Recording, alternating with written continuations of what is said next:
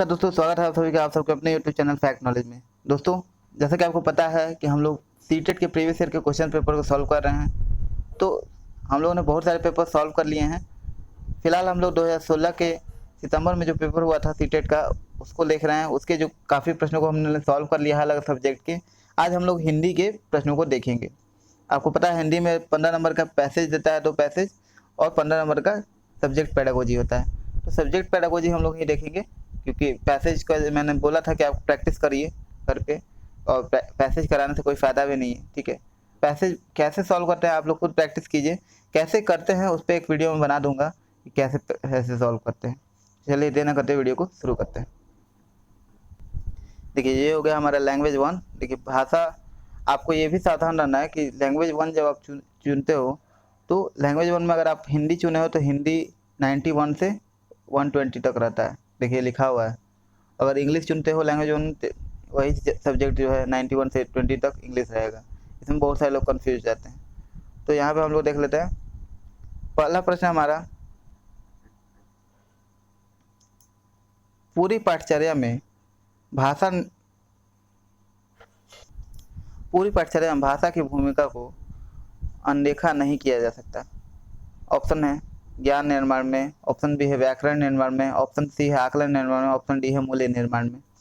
तो इसका आंसर क्या हो जाएगा? फटाक से इसका आंसर कमेंट बॉक्स में लिखिए। हम लोग यहाँ देख लेते हैं। इसका आंसर होगा ऑप्शन नंबर डी, यानी मूल्य निर्माण में। भाषा की भूमिका जो है, पाठचर्या में जो भाषा की भूमिका है, वो मूल्य निर्माण में उसका जो है उसको अनदेखा नहीं किया जाता। क्यों? देखिए, क्योंकि एक बाकी ज्ञान निर्माण व्याकरण निर्माण में मैटर करती है, ठीक है, लेकिन मूल्य निर्माण में भाषा के, क्योंकि अगर भाषा ही नहीं होगा तो उसमें जो है उसका जो मूल्य जो विकास होता है, ठीक है, जो संज्ञानात्मक स्तर पर विकास होता है, जो नैतिक स्तर पर विकास होता है, ठीक है, वो सारी चीज़ें जो है उसमें विकास नहीं होगा। उसमें जो है वो सोच डेवलप नहीं हो पाएगी, ठीक है, ना ही वो अपना थॉट बोल सकेगा, ना ही कहीं से थॉट ग्रहण कर सकता है, ठीक है। तो भाषा की भूमिका जो है मूल्य निर्माण में बहुत जरूरी है। अगला प्रश्न है, प्राथमिक कक्षाओं में भाषा शिक्षक होने के नाते आपकी सर्वाधिक महत्वपूर्ण भूमिका है। ऑप्शन देख लेते हैं। ऑप्शन है बच्चों को वाद विवाद के लिए तैयार करना, ऑप्शन बी है विद्यार्थियों को सर्वाधिक अंक प्राप्त करने के लिए तैयार करना, ऑप्शन थर्ड है कक्षा में पाठ्य पुस्तक का अच्छी तरह से निर्वहन करना, और ऑप्शन डी है बच्चों की भाषाई क्षमता के विकास के लिए तरह तरह के अवसर जुटाना। तो इसका आंसर है ऑप्शन नंबर हमारा डी। आप लोग अपना आंसर कमेंट बॉक्स में लिखेंगे। देखिए कैसे होगा, बच्चों को जो शिक्षक, भाषा शिक्षक होने के नाते आपकी क्या भूमिका है। तो प्राथमिक कक्षा में जो है, देखिए प्राथमिक कक्षा और जो है उच्च माध्यमिक कक्षा जो है, उच्च प्राथमिक कक्षा, ये सब में अलग अलग शिक्षक की भूमिका अलग अलग होती है। तो प्राथमिक कक्षा में भाषा शिक्षक का महत्वपूर्ण भूमिका है बच्चों की भाषा क्षमता का विकास करना, उसके लिए तरह तरह के अवसर जुटाना, ठीक है, ना कि पाठ याद कराना और अच्छे अंक प्राप्त करने के लिए उसको तैयार करना। अगला प्रश्न हमारा, दूसरी कक्षा में पढ़ने वाला रोहित हिंदी की कक्षा में अपनी मातृभाषा में बात करता है, आप क्या करेंगे? ऑप्शन है हमारा बाकी बच्चों से उसकी भाषा सीखने के लिए लेंगे, ऑप्शन 2 उसे डांटेंगे कि वह कक्षा में मातृभाषा का प्रयोग ना करें, ऑप्शन नंबर 3 उसे बिल्कुल अनदेखा कर पढ़ाते रहेंगे, ऑप्शन नंबर डी उसकी भाषा को समझने की कोशिश करेंगे। तो इसका क्या आंसर हो जाएगा? इसका आंसर हो जाएगा ऑप्शन नंबर डी, यानी उसकी भाषा को समझने की कोशिश करेंगे।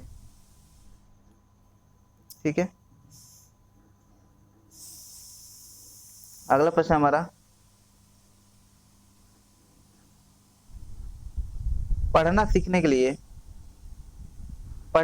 कौन सा उपकौशल अनिवार्य नहीं है? ध्यान दीजिएगा खास करके। तो कौन सा कौशल अनिवार्य नहीं है?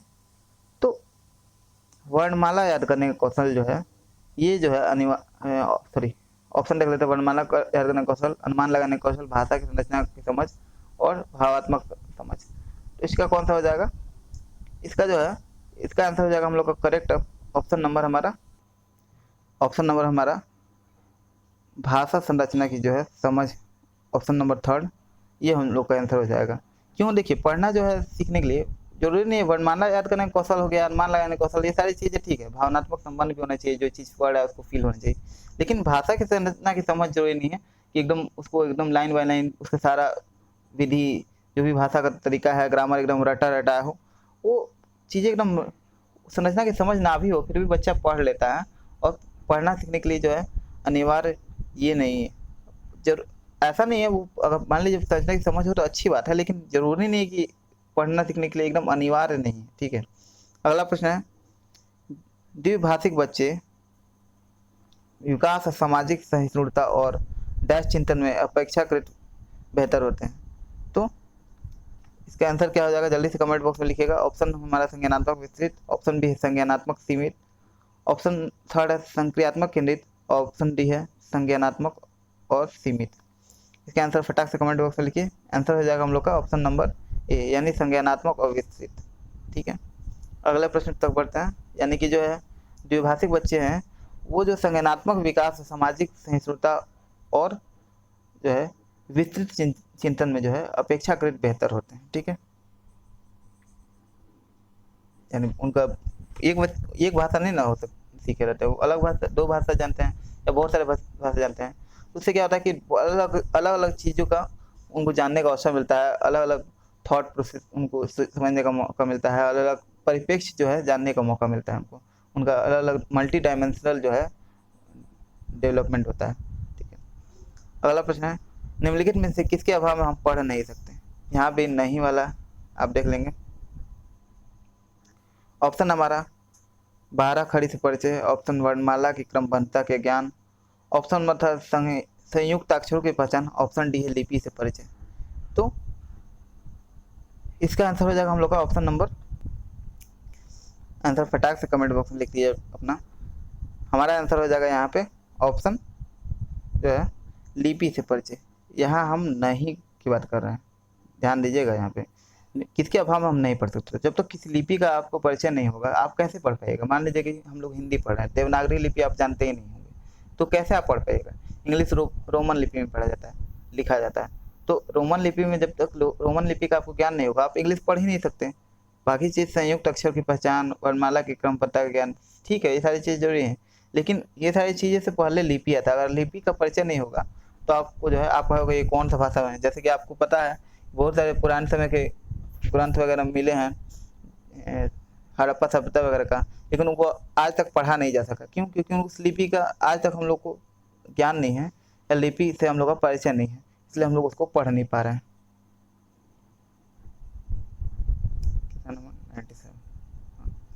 भाषा और विचार के संबंधों की चर्चा में अग्रणी है। ऑप्शन हो जाएगा स्किनर, ऑप्शन बी है चॉम्स्की, ऑप्शन थर्ड है वाइगोत्स्की, ऑप्शन डी है पियाजे।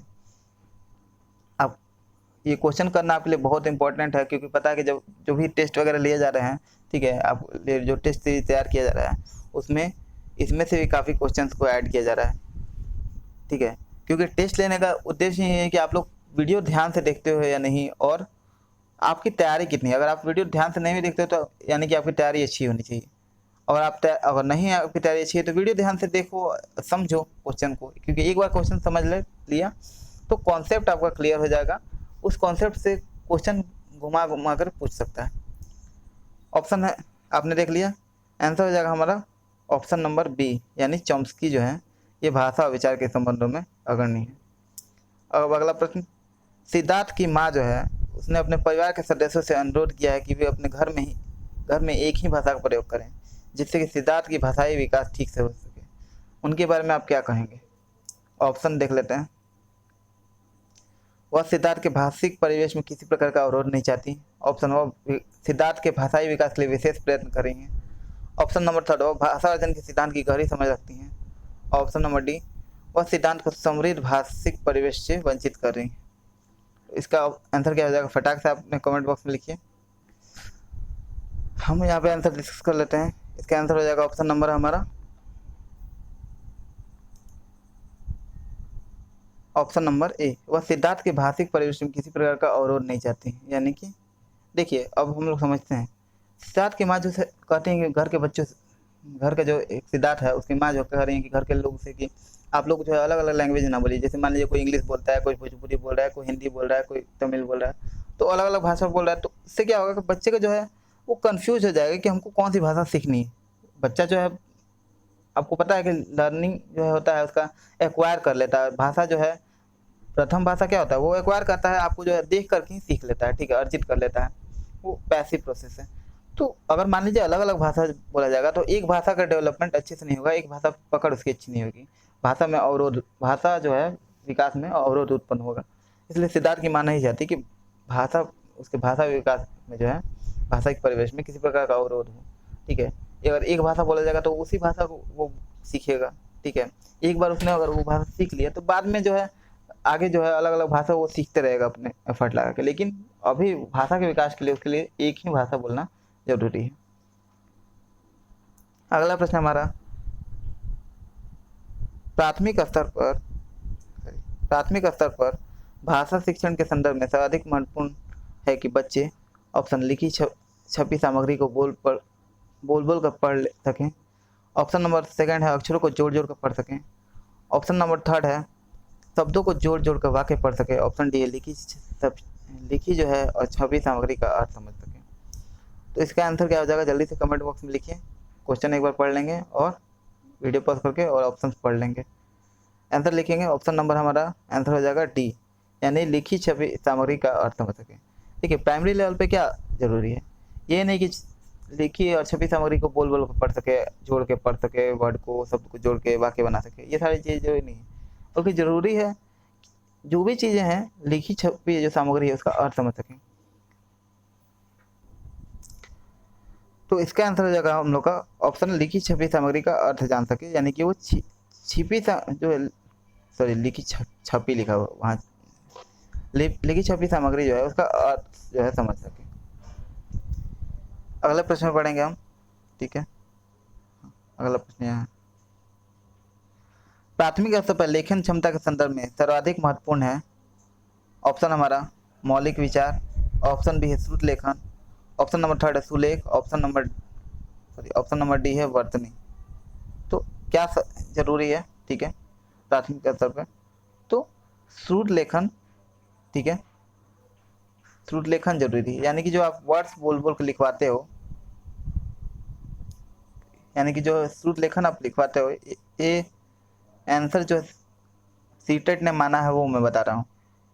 ठीक है, प्राथमिक स्तर पर जो है सीटेट ने जो आंसर माना है वो मैं आंसर बता रहा हूँ, आपको जो है अपने से नहीं बता रहा हूँ। आपको कुछ का आंसर लगता होगा गलत है और मुझे भी कुछ का लगता है, लेकिन मैं आपको जो है मेरे और आपके चाहने से नहीं होगा, आंसर जो है वही माना जाता है जो सीटेट ने जो है माना है। ठीक है, तो श्रुत लेखन इसका आंसर हो जाएगा। अगले प्रश्न में पढ़ेंगे, निम्नलिखित में से कौन सी गतिविधियां श्रवण एवं वाचन कौशलों के विकास के लिए सर्वाधिक उपयुक्त होंगी। ऑप्शन है हमारा कहानी सुनाकर उस पर बच्चों की जो है प्रतिक्रिया जानना। ऑप्शन बी है बच्चों के हाव भाव के साथ बच्चों को कविता बुलवाना। ऑप्शन नंबर थर्ड है प्रश्नोत्तर सत्र आयोजित करना। ऑप्शन नंबर डी है रेडियो समाचार सुनाना। तो इसका आंसर हो जाएगा ऑप्शन नंबर हमारा कहानी सुनाकर बच्चों की जो है उस पर प्रतिक्रिया जानना। ठीक है, वाचन सुनना कौशल के विकास के लिए सर्वाधिक महत्वपूर्ण क्या होगा, श्रवण एवं वाचन कौशल।